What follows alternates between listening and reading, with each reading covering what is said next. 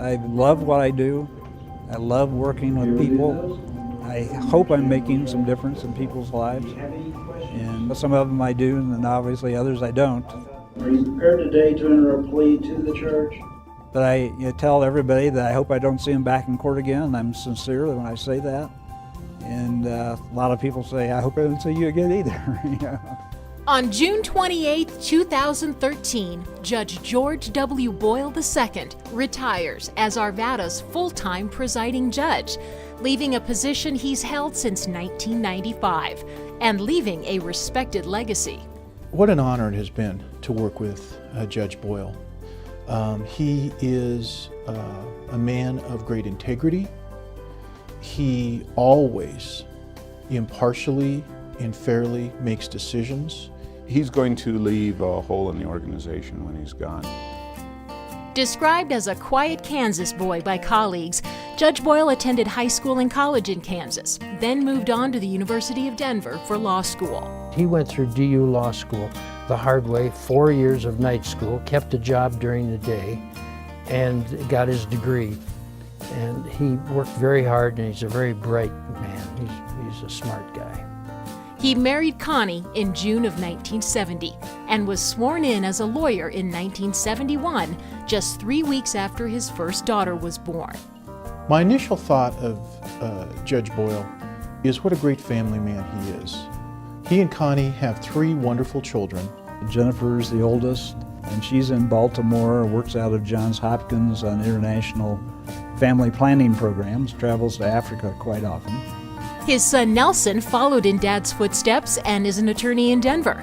Nelson's swearing in was a family event. The Supreme Court rules allow the chief clerk of the Supreme Court to appoint somebody to swear somebody in as an attorney, and so he got that, so that I was able to swear him in as an attorney. The judge's daughter Katie is a doctor now doing her residency at Seattle Children's Hospital. 3 granddaughters give the judge plenty of opportunities for smiles these days too. Nelson's 2 girls and Jennifer's daughter.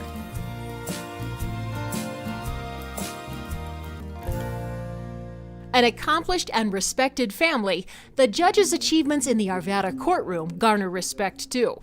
As a judge, I think he's the fairest man I've ever known. Judge Boyle's role with the city actually extends back to 1978, when he first served as a relief judge for the city.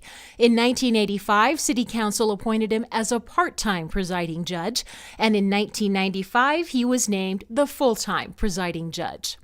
Some of my most vivid memories of Judge Boyle was when I was a brand new prosecutor, and I think that I would have to say specifically his kindness as I was learning the ropes. The accolades from peers echo over and over. A rock-solid judge, somebody who asserts a calm confidence in the courtroom. He's a rare find. And above all, fair-minded. Somebody who is genuinely concerned about fairness, first and foremost, probably, than anything else, that the citizen who walks into an Arvada Municipal Court is going to get his day in court. He's heard thousands of cases over the years, but considers each one unique. Each person is different, and you have to treat each person, as a separate person, and what's going to be most effective for that person. One of his proudest accomplishments, the Arvada Teen Court. He's provided staffing, and he takes it very seriously.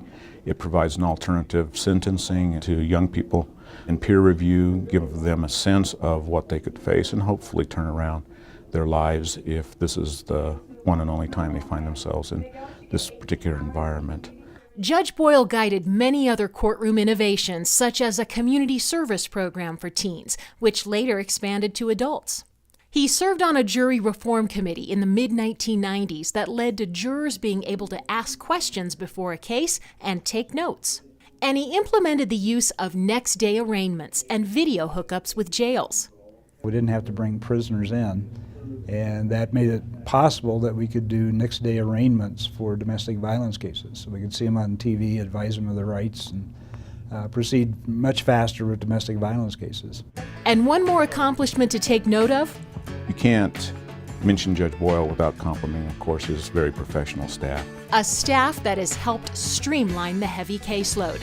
a staff he says he will miss when he leaves the courtroom on Friday, June 28th. Judge Boyle has been an incredible leader. I think that staff really enjoyed the fact that he was one of us and, just open to anything and new ideas and very welcoming.